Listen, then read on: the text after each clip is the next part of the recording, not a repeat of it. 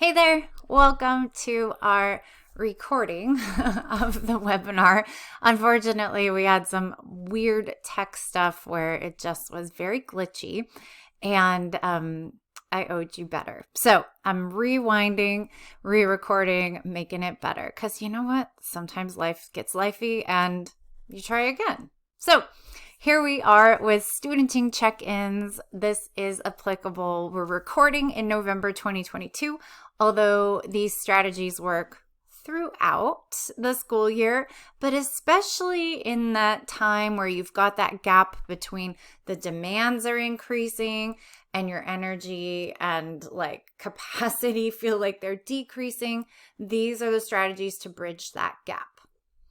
So my name is Sarah Kesty. I host the Executive Function podcast. I'm also the CEO of Brain Tools Coaching and Advocacy, which is my dream job other than teaching, but I had some health stuff. So here I am. And what I do is I help people build and really find strategies for their executive function. And the beauty about coaching is that you're not only learning the tools right now that apply to your life right now, but also you're learning how to think about your strategies so that then you've got this thinking process built into your brain where you're not dependent on somebody else to help you find it. I mean, sure, having a sounding board is great and it really can be helpful, but you've also got this sort of self-awareness and this empowerment of the process of finding strategies and test running them. So between coaching and finding strategies that work right now and being able to elevate your thinking to where you can kind of watch your brain curiously and figure out strategies, it is the coolest stuff. I have the coolest job.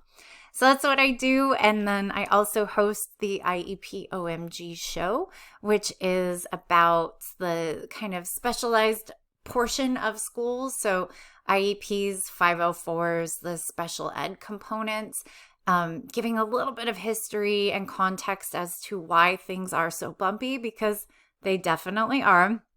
And then also ways to navigate and kind of lift the system for everybody involved. So I'm a board certified advocate for special education, and then I use a blend of my experience teaching with the legal stuff that I now understand being board certified, and then give advice that's not adversarial to school teams so that you don't ever feel like, this is a fight, but more, how can we bridge this gap between what a kid needs and what the school has right now, and how do we make that work? So that's me. Plus, my book is there as well. Everyone Has Something, which is several vignettes of how we all have challenges and just kind of celebrating the journeys that we're all on. So that is me. Whoopsie. And my co-host, my co-pilot usually is Angela Barnett, who is an amazing education technology specialist. Obviously, you can see that here, and a wonderful teacher. So between the two of us, we get into lots of good trouble. All right, you are watching this on video, so I want to challenge you to think about how to make the most of your time. And because it's on video, you've got a little bit of play here where you could try a strategy and pause and think how it goes, or watch the whole thing through with one strategy and think about it at the end. But my challenge for you is going to be to use this as a strategy playground and start thinking about, okay, where do I notice my energy, kind of like my brain falling out of the group? And where do I notice that I actually feel like I'm in it? And then self-regulate. So try out some tools. Do I need more movement? Do I need some pressure on my body? Do I need to chew some gum? I know that's a big one for me. When I feel like I can't really focus, I chew some gum and it helps there's a couple of neural pathways kind of impacted by chewing when you do that. So it can kind of be alerting, plus peppermint's alerting.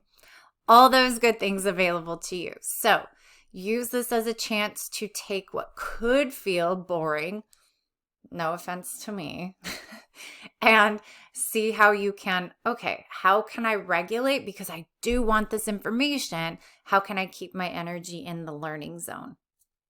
You will need something to write on and something to write with, plus your calendar, because at the very end, we're going to make a plan and a promise of how to actually use what we're doing today. So how are you actually going to take it from thinking and intention to doing? That's what we're doing today. And that involves your calendar, whatever system you have. So don't freak out and be like, I don't have a calendar. What are you talking about? Bring your phone if that's where you put important dates, but we're going to have that there. Be sure to watch the whole thing. And because this is recorded, maybe that happens in chunks. But if you do stop in the middle, make sure you ask yourself the super important questions of when will I watch the rest and how will I remember to do it? So you can kind of coach yourself right there.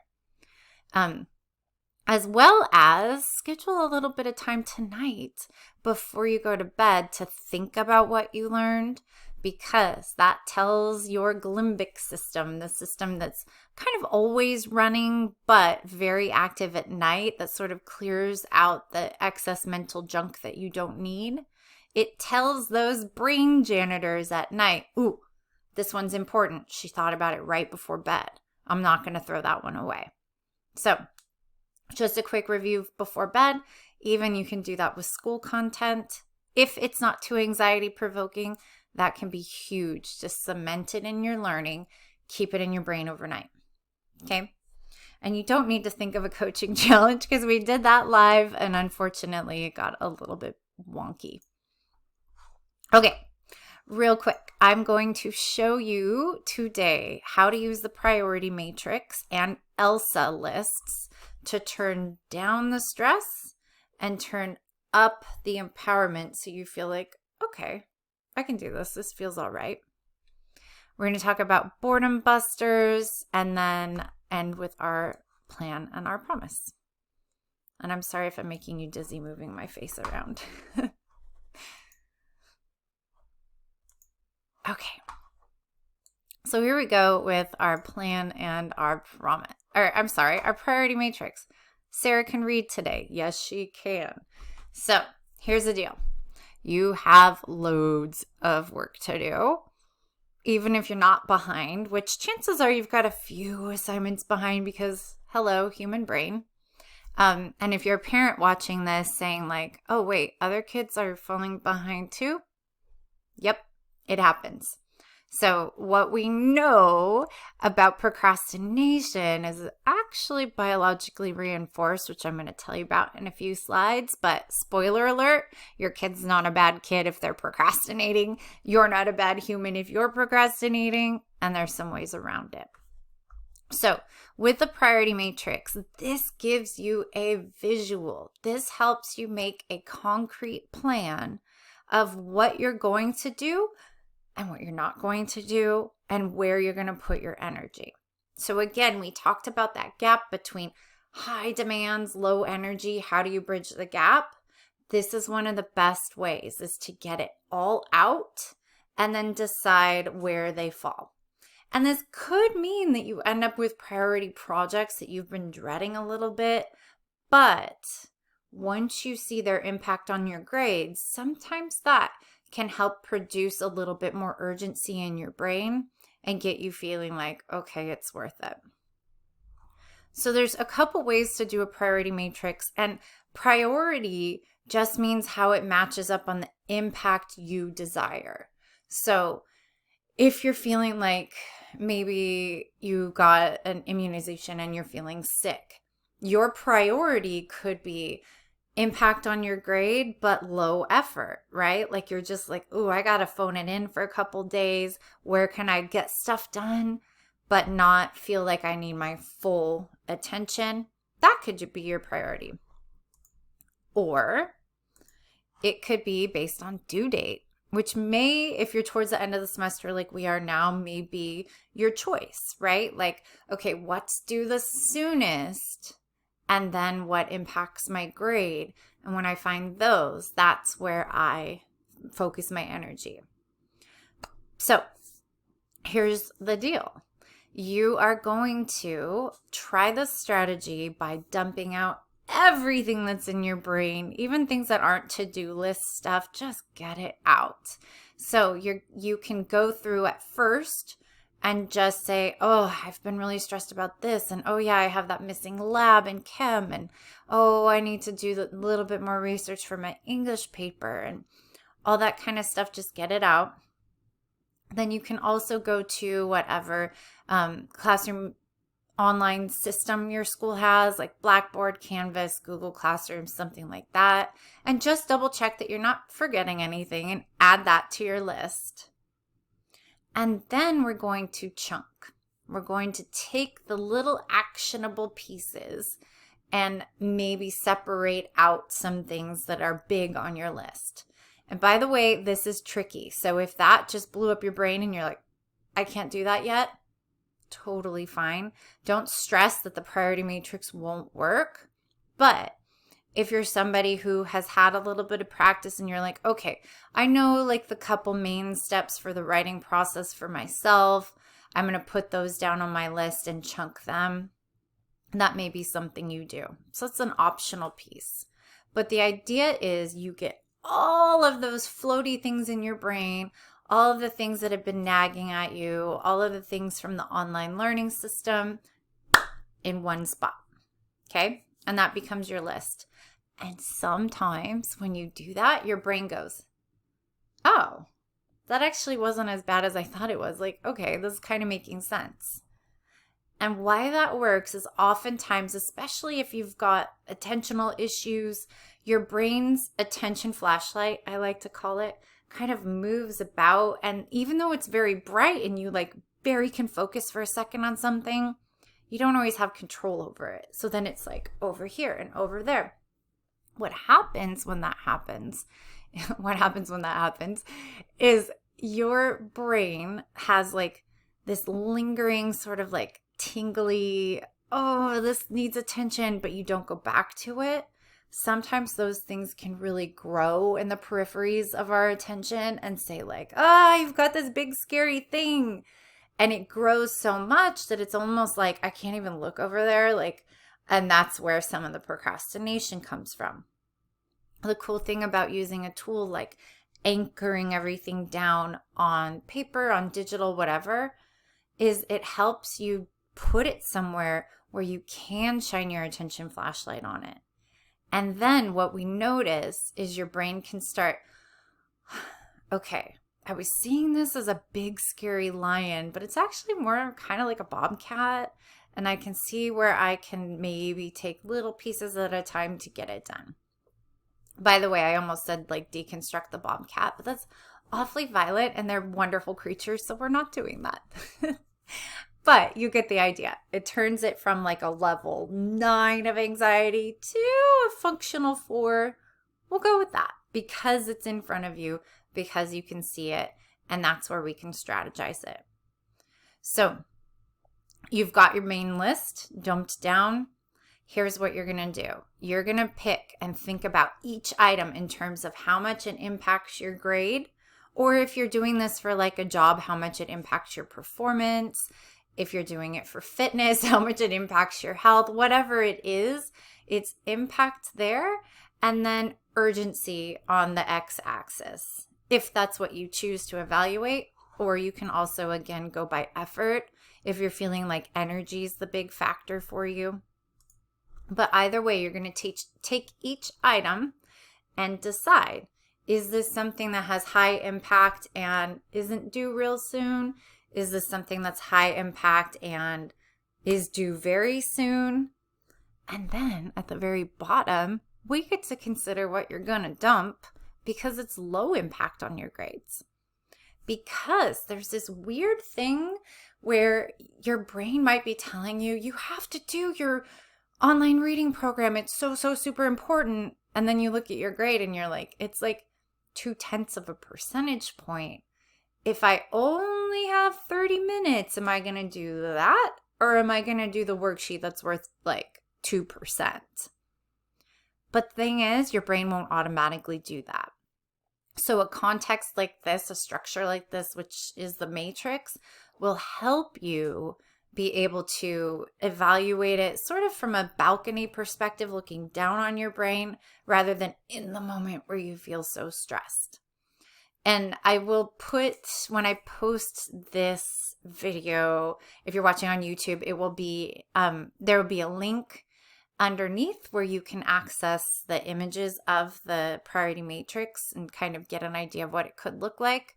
But also, I want to caution you, don't say, oh, well, Sarah said I have to do it like this. This is a visual to support you, but you can make it your own. So what I call quick wins or time wasters, you could just say are something else that works functionally for you. So yes, I've provided visuals, but you don't need the visuals. You can just make a quick 4 boxes and decide what that looks like for you. So be careful when you're taking like help from anybody, not only just me, but when you're taking tools, think about, okay, how can I make this mine so that it sticks rather than being dependent on, oh, I can't find that worksheet, because this is actually just a visual of a thinking process. There we go. Okay, so some examples of items you might put on. If you've got something that's a big chunk of your grade, that's going to go towards the top of the matrix. And then like we said, the due date would push it towards the top priority. This top priority box then becomes the top of your to-do list. The things that you are going to tackle, whether on your own or you ask for help, these are the things that will save your grades and not waste your time.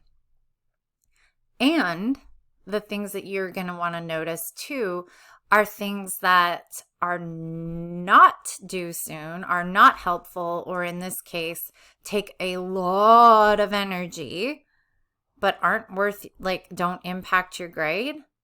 Those things are going to be in your thankless tasks or your not to-do list or your Elsa list. So, borrowing from the Disney idea of let it go, one of the things I'm going to encourage you to do that's paradoxical is to make an Elsa list. And what this means is you're picking what you're letting go. And it could be temporary. It could be, okay, I'm going to let go of this until I'm done with the semester and then pick it back up. It could be something where you're identifying, I spend a lot of time doing this and it has no or little impact on my grade. I'm going to get rid of this habit, like doom scrolling or something, or comparing yourself to other people, or things that maybe suck in your brain but don't provide any value to your life. So whatever it is that you're finding through this priority work and through this curious peek at your brain, you get to decide then, okay, what goes on my list of things that I'm not doing? And parents who are watching, I want to caution you, choosing what you're not doing or actually identifying, like having your kids say, I'm not doing that, that's not worth my time. That does not make them a bad human. It's not a morality issue. There's no character reflection in that. Because although we can see it when students do it, you're like, dude, you're missing this worksheet. Why didn't you do it? And then it kind of makes your kids sound like a turkey if they're like, because it didn't impact my grade. I don't care about it. Like there's this intertwined sort of messy space of, well, you should care, right? Like if your teacher said you should, you just should do it. I'm going to challenge you parents to kind of lift out of that just a little bit and think about, okay, do I do this in my life? Because spoiler alert, you totally do. So the other night, I guest lectured in a college class, and I didn't really get through the class and dinner until about 10:30. This girl put dishes on her Elsa list. I didn't do dishes that night. And yes, I hate waking up to messy dishes, but that consequence versus the consequence of missing even more sleep and being really extra tired, I evaluated and I made the choice to skip something. It's okay if your kids do that as well in school. Doesn't mean they're bad humans, doesn't mean that they don't like the teacher, doesn't mean anything, it means that they have recognized that their time and energy are finite, and they're going to put it into something that actually has more bang for their effort buck. That's amazing. That's actually quite a celebration. So be careful when you conflate morality with skipping something. I think we all do it. And I think it's really easy to judge others when they skip things that are kind of naturally easy for us. But take a moment to like sit back and say, okay, what do I skip? Like, do you sweep the floor? Do you mop every night? If you don't, you're putting that on your Elsa list. You're putting that on your not priority, because you could technically tell yourself you should have spotless floors. I'm betting that if you're my kind of people, you don't, and that's okay. So, okay. Letting things go is smart studenting. Just tried and true. Okay. What this process can do is help you learn how to prioritize. And like I said at the beginning, start laying those thought pathways of when you're crunched, how do you quickly decide what's worth it, what's not? Where am I going to put my effort? What am I going to ignore? So this is future skills, and in application to right now, it can help you turn down the stress because it takes a couple things off of your list and helps you then turn down that limbic reaction, like get your amygdala like more, not passive, but less takeover-y. Hey, there's a word for you. And it helps you access your prefrontal cortex, which is associated with your executive function. It's all good stuff. So we've got to turn down the emotional volume, which one of the things we can do is take things off the list for overwhelm. Okay.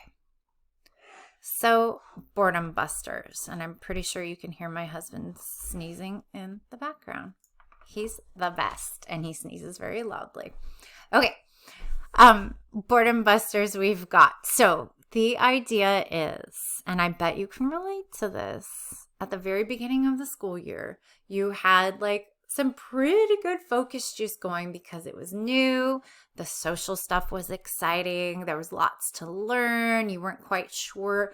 Like there was an air of mystery around like which teachers would be however they're going to be. All of that served to give you a lot of focus juice, make you feel like, woo, extra in it. Maybe even the good habits that you wanted to bring in, or like all the cool sparkly new school stuff, like actually were used in August, September, maybe into October. Chances are you've got a few things that you've dropped by now, and you're feeling pretty tired. And that absolutely makes sense neurochemically because there's not a lot of new and novelty. So there's not as much dopamine kind of getting through your brain, making you feel excited and focused. So it's not to say like, oh, forget it, I can't engage. It's just we've got to like manufacture some situations that are known to address the boredom. So a couple of things. Make it exciting and special. So I have a wonderful client that I coach who's in college who sometimes has a bit of French homework, and sometimes it's like making Quizlet cards or something that's like not as exciting, and so she needs to engineer a little boost. So oftentimes she will partner up with somebody who's also in a language class, and they'll have like French food or play French music, or just make it special. Maybe go to a French cafe and do her homework there. Something that makes it exciting, which tricks her brain into associating that boring thing with something fun, and all of a sudden she can do it. It really can be like that simple on the surface, but again, we're working with brain chemicals, so it's definitely way more powerful than that. Another thing that student is tapping into that I want to offer to you as well is the idea of a body double. And this can be somebody you know, so make it a little bit social where you're nearby someone that you know and love. It could also be somebody that's just, you're kind of borrowing their energy. So the idea with a body double is you find someone who's in the energy zone that you're trying to create in your brain, and you get close to them. And I'm not talking like creepy close, too close in the line at the grocery store. I'm talking like if it's at a library and you want that like tunnel focus, you sit near somebody or other people who are in that tunnel focus, and your brain kind of reacts to the social construct of how to behave in that space and gets you going. Or if you're somebody who's like dreading some big physical task, like packing up to move or something, you make it social. You get a body double who's also going to be doing the same thing, or maybe even somebody to just keep you company and like ask you questions through it.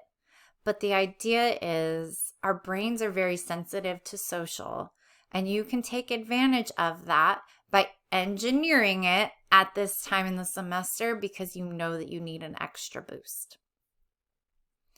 Another thing you can do is compete. So I like to call it manufactured urgency. Well, what we know, and we're going to talk about it in just one slide about procrastination, but what we know is if there's no deadline on something, our brains kind of like don't take it seriously. Like it's like this like empty threat of like, yeah, okay, I have to get this done in December. And like we don't really feel it. So what we can do is give ourselves a hard deadline, and sometimes something that's like very soon. And that will sometimes produce a reaction in our brains and in our bodies, giving us a little bit of adrenaline, a little bit of cortisol that helps then feel like focus juice in our brains. So an example would be if there's a task that you're dreading that kind of doesn't need deep thought, but just needs to be done. So something where the time isn't as much of a factor for you, set a timer and see if you can beat the clock. Or see if there's somebody in your class that has the same kind of work as you. Maybe you like compete with each other. The idea is, again, you're manufacturing that urgency so that your brain's like, I have to go, go, go. Or even like assign different things points for yourself and get through it. That can really help sort of trick your brain, like almost like a toddler, like, I'll time you. I'll race you. And then all of a sudden they're like, okay, yeah, I'll do that thing. Same idea here with our own brains. And then a last boredom buster / focus juice maker, Sarah can talk today, is to think about small wins. So what we know about brains with ADHD or any other kind of neurology that impacts the reward circuitry is that, and you're like, what? That just means like the chemicals your brain gives you after a certain action to either tell you, do the action again, or wasn't worth it. Brains with ADHD have some differences in that reward circuitry. And school is definitely not developed to work within the framework of ADHD. So here's what I mean.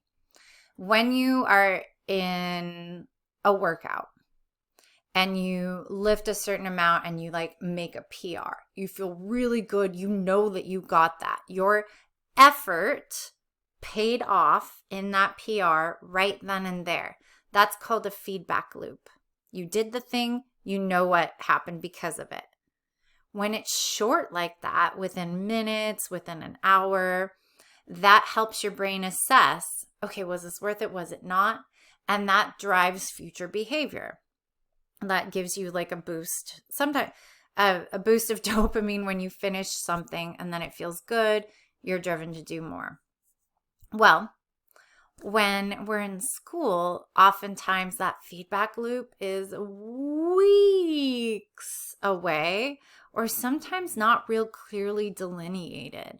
So for example, if you're studying and you study hard, and I put that in quotes because it's very nebulous, but let's say you try a new study technique and then you go into your test and you feel okay.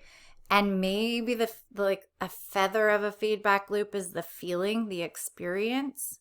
But the real feedback would happen in a week, maybe 2, maybe 3, when your teacher grades the test and you get your test back.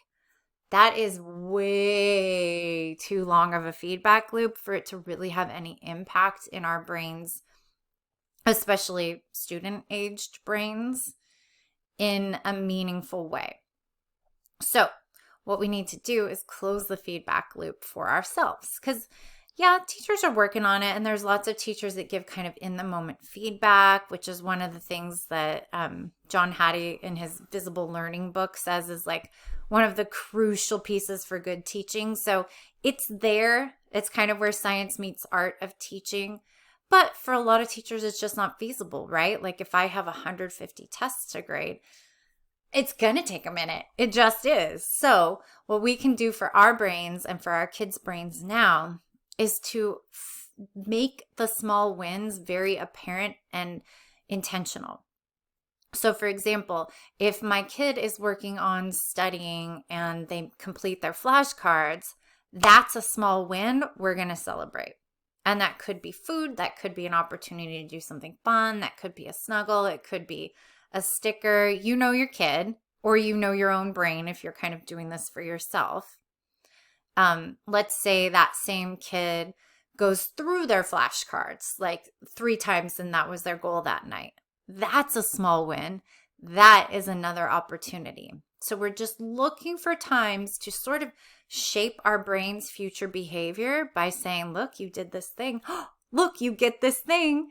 And again, working with that toddler analogy of like, oh, I can kind of train my brain to love this hard work rather than it being this like, whoa, nebulous, I can't, it's too much. And I'll pause right here to say you're not going to be good at this at first, and it's clunky. You can expect some false starts. You can expect some failures because, hello, you're human. It happens to me too. But these are all really good boredom busters, especially right now while you're stressed. Okay, I've been teasing it about the procrastination reminder. So again, we talked a little bit about this with like the mindfully choosing what we're going to let go on our ELSA lists. Also, I want to remind you that procrastination is also not a moral failing.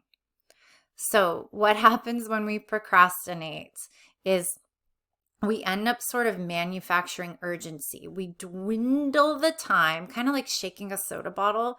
We dwindle the time enough until the pressure's like pushing us and we actually do the thing. Well, that's because we've got the hormone adrenaline, we've got cortisol in our brains, we've got some chemical reactions to perceived threat.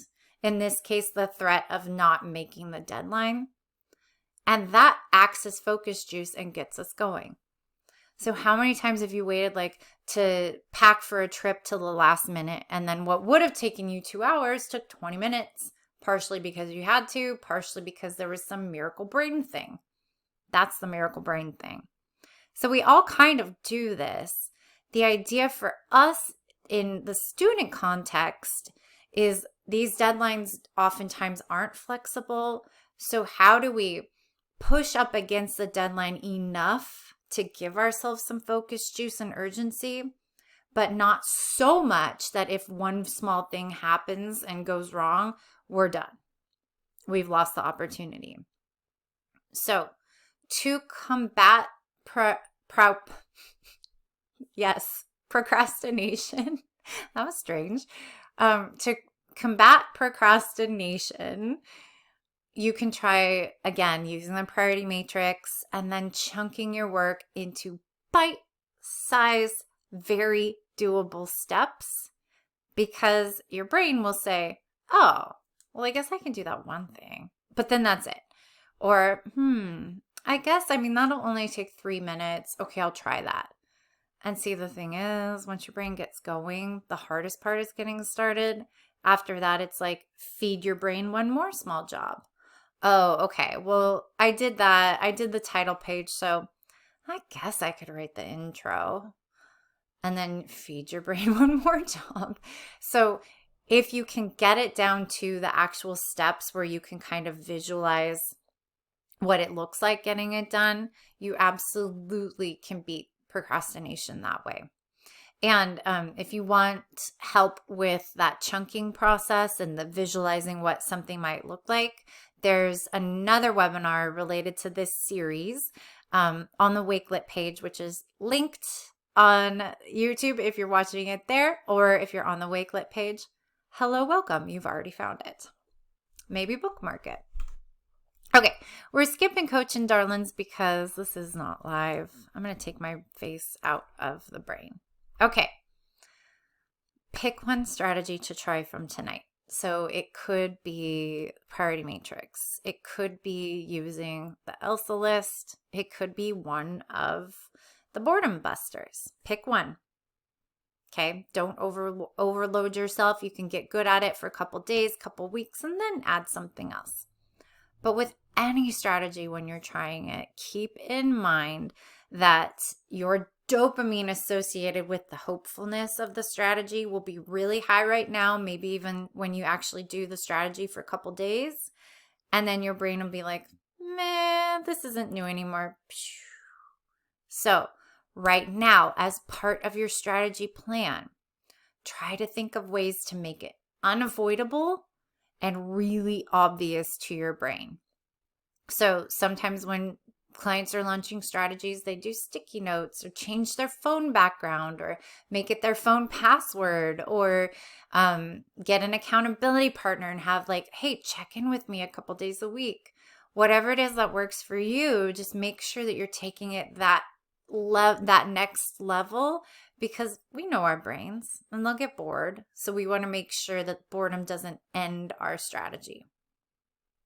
And then be prepared that you're going to go into it with the best intentions and you'll hit some brain stealers. You'll hit some things that derail you. So preparing for that, you can kind of think, what typically has made me fall off of strategies before? And then how can I engineer my situation to avoid it? High level stuff right there. If that's tricky, you can reach out to me. We can figure out a plan. Okay, very last, I'm going to challenge you to think of your plan and your promise. So if you're choosing to do your priorities list, which I highly recommend, then ask yourself, when am I going to do this? When will I finish it? Okay, and then a second question would be, how are you going to remember to do it? So let's say you've got your calendar, like we said at the beginning, and you put it in your calendar for Friday. How are you going to remember to do it? It's cool that it's in your calendar, but what's next step to make it obvious and unavoidable? And in this case, it would probably be a reminder, or maybe you can double up and make it special and social by inviting your best friend who also may need to do this, and you guys go to coffee, and then you have the priority party. Your brain will respond if you call it a party. I'm telling you. Okay. And then just kind of bigger question pulling out from that would be, how am I going to remember to do this in the future? How am I going to make sure that this process is something that becomes how I student, not just something that was like kind of fun when this lady on YouTube told me to do it. And I'm more than just a lady on YouTube to a lot of you, because we are such a good team. But you get the idea. You don't want it to just be one thing and then it kind of fades. How can this be part of you doing school? Lastly, if you are new to me, I would love to have you join our team. There's a bit.ly, and then we'll pull up a page that looks just like that. And I typically send something maybe 2-3 times a month, but it's always executive function related and tools and cool opportunities within kind of the executive function realm. And people who are on the list really tend to love that stuff. So join us. We'd love to have you. And thank you so much for watching. If you go to sarahkesty.com, you will find my info if you want to reach out and join us in the future. We'd love to have you with all kinds of cool adventures we've got going on. Good luck with the rest of the semester.